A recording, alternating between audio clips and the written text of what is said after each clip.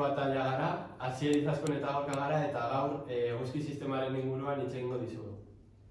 Kaixo lagunok, gaur espaziora joango gara. Baina ez gaude espazioan flotatzen, ez kezkatu. Ni saiatu naiz, baina ez dut horretetan ditu oraindik. Vale, klasearekin hasteko eguzki sistemaren lau elementu aurkeztuko ditugu. Lehenengo elementua eguzkia da. Eguzkia izar handi bat da sistema honen erdian dagoena. Bigarrena, planeta da. Eguzkiaren inguruan dabilen bola handi bat da. Vale, izarra argia duten bola handiak dira. Eta orbita da planeta eguzkiaren inguruan jarraitzen duen bidea. Eguzkia oso beroa da eta argi ematen digu. Bizitza posible egiten du. Gainera, gravitatea dauka, eta gravitate hori esker planetak ez dira espazioan zehar galtzen. Hau da, eguzkia planeten amarraldoia balitz bezala ez ditu alde egiten duzu. Orain, barruko planetak aurkeztuko ditugu.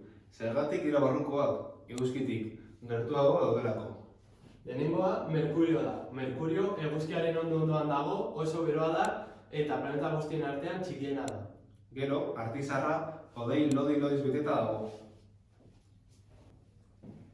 Eta hemen gaudegu, lurra, urez, mendiz eta bizitzaz beteta dago. Eta bukatzeko, Marte dago. Marte planeta gorria deitzen diote, pues gorri kolorekoa delako. Orain, eguzkitik urrun dauden lau planeta erraldoiak aurkeztuko ditugu. Jupiter, Saturno, Urano eta Neptuno. Jupiter denetarik handiena da, baloi erraldoia. Eta Saturno eraztuna duen planeta bakarra da. Gainera, eraztun horretan harria eta gasa dago. Hurrengo planeta Urano da. Urano urdizka da eta lo batera orduta biltzen da.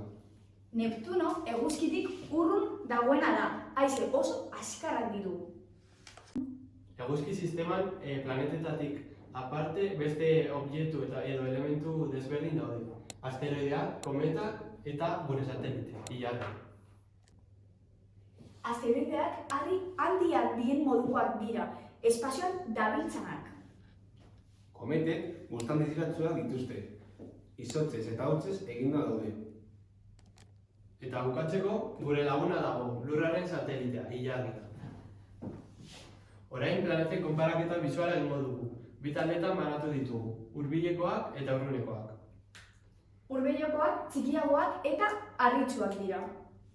Eta urrunekoak aldiz, handiagoak eta gazez beteta. Hau da ordena eguzkitik hasita. Ez dituzu gogoratzen, ez kezkatu, nik ere batzuetan nahaztu egiten ditut. Orain, gogoratuko ditugu.